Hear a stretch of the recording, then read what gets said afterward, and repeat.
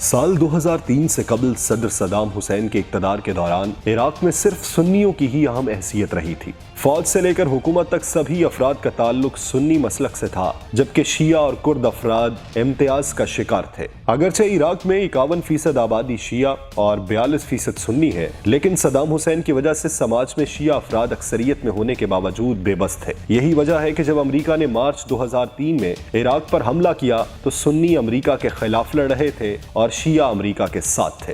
नाज़रीन, आप देख रहे हैं नुक्ता, जिसके साथ मैं हूं यासिर रशीद चौधरी। हमारी इस वीडियो को मुकम्मल देखिए।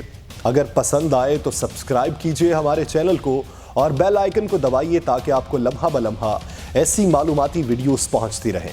बसूरत दीगर हमें अपनी राय से आगाह कीजिए। सन 2003 के दिसंबर में जब अमेरिका ने सद्दाम हुसैन को इक़्तिदार से बेदखल कर दिया तो वहां के शिया मुसलमानों ने जश्न मनाया था। अहले तशी को लगा कि अमेरिका ने सद्दाम हुसैन को हटाकर उनकी दिली ख्वाहिश पूरी कर दी है। इराक के मौजूदा वज़ीर आज़म आदिल अब्दुल मेहदी इस दौरान एक शिया पार्टी के रहनुमा थे। सद्दाम हुसैन के हटाए जाने के बाद वो एक SUV कार पर सवार होकर एक जुलूस में निकले थे। वो हर तरफ से सिक्योरिटी एहलकारों से घिरे हुए थे और जीत का जश्न मना रहे थे। उसी जश्न के दौरान उन्होंने लंदन के सहाफ़ी एंड्रियो कॉकबर्न से कहा था कि सब कुछ बदल रहा है। एक तवील अरसे से शिया बरादरी के अफराद इराक में अक्सरियत में होने के बावजूद अक़लियतों की तरह जिंदगी गुजार रहे हैं। अब इराक की कमान शिया बरादरी के हाथ में होगी। और फिर यूं हुआ कि अगले 17 बरस यानी 2003 के बाद से अब तक इराक के तमाम वज़राए आज़म शिया मुसलमान ही बने। ताहम 17 बरस बाद अमेरिका की हैसियत तब्दील होती नजर आ रही है। इसी माह इराक की पार्लियामान में एक मुसव्वदा मंजूर किया गया जिसमें कहा गया कि अमेरिका अपने फौजियों को वापस बुला ले। अमेरिकी फौज के इनखला की इस तजवीज की इराक के वज़ीर आज़म अब्दुल मेहदी ने भी हिमायत की।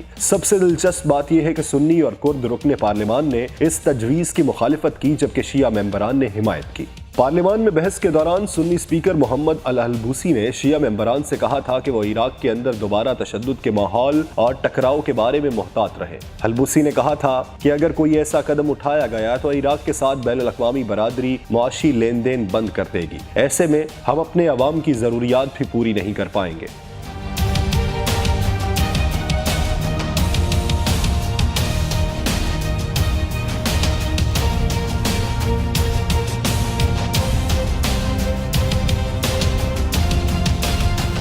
दो 2003 में सुन्नी अमेरिका के खिलाफ लड़ रहे थे और अब उन्हें लग रहा है कि अमेरिका इराक से तो गया तो वो महफूज नहीं रहेंगे। दूसरी जानिब जिस अमेरिका ने सद्दाम हुसैन को हटाया था, उसी अमेरिका की इराक में मौजूदगी अब शिया मुसलमानों को ठीक नहीं लग रही। सवाल ये है कि क्या इराक के अंदर सुन्नी मुसलमानों के दिल में अमेरिका के लिए हमदर्दी पैदा हो रही है और क्या अब अमेरिका सुन्नी मुसलमानों का साथ देगा? दूसरा सवाल ये कि इराक के अंदर ऐसी सियासी सूरत हाल कैसे पैदा हो गई? इसका जवाब साउथ एशिया रिसर्च सेंटर के प्रोफेसर AK पाशा ने कुछ यूं दिया है कि इराक के अंदर सियासी तवाजुन वाकई तब्दील हो गया है। सद्दाम हुसैन को हटाने के बाद अमेरिका ने सुन्नी मुसलमानों से वादा किया था कि उन्हें इराक की फौज में शामिल किया जाएगा, लेकिन अमेरिका ने यह वादा निभाया नहीं। सद्दाम के बाद इराक की हुकूमत और फौज में शिया मुसलमानों की ताकत बढ़ गई। अगर उसमें सुन्नियों को भी शामिल किया जाता तो तवाजुन रहता। तवाजुन न होने की वजह से शिया अक्सरियत वाले मुल्क ईरान का असर रसूख इराक की हुकूमत और फौज में बढ़ा और ऐसा होना अमेरिका के हक में नहीं है। प्रोफेसर AK पाशा के मुताबिक जो हालत सद्दाम के इराक में शिया मुसलमानों की थी, अब वैसी ही शिया असर रसूख वाली इराकी हुकूमत में सुन्नियों की हो गई है।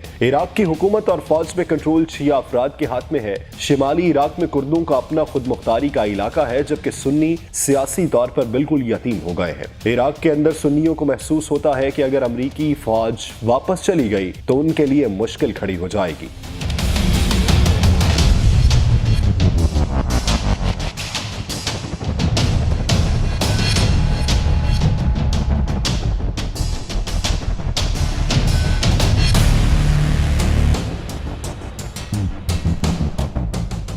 मशरक़े वस्ता की सियासत के माहिर कमर आगा का ख्याल है कि इराक में अमेरिका को ईरान से लड़ने के लिए सुन्नियों के साथ ही जाना होगा। वो कहते हैं कि सद्दाम हुसैन होते तो दौलत इस्लामिया वजूद में ही ना आती। अगर इराक की हुकूमत में सुन्नियों को भी जगह मिलती तो दौलत इस्लामिया इस हद तक बड़ी ना हो पाती। दौलत इस्लामिया से ईरान और अमेरिका दोनों ने लड़ाई की। लड़ाई एक है, लेकिन दोनों के इससे अलग अलग मफादात मुंसलिक हैं। दौलत इस्लामिया से लड़ाई तो तकरीबन खत्म हो चुकी है, लेकिन अमेरिका के लिए मशरक़े वस्ता में सबसे सबसे बड़ा चैलेंज अब ईरान है। इराक की शिया हुकूमत और ईरान के दरमियान ताल्लुकात को कम करना अमेरिका के लिए बड़ा चैलेंज है। अब अमेरिका कोशिश करेगा कि इराक की सियासत में सिर्फ शिया बरादरी ताकतवर न रहे, इसलिए अमेरिका इराक में सुन्नियों की हिमायत करता दिखाई दे सकता है।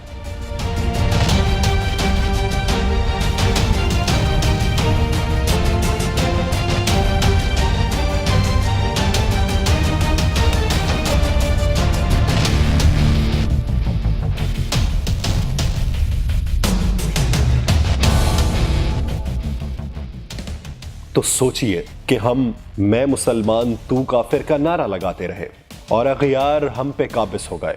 उन्होंने हमें लड़ाया, हमें मरवाया, हमें एक दूसरे का दुश्मन बनाया और आखिरकार हम पर खुद मुसल्लत हो गए।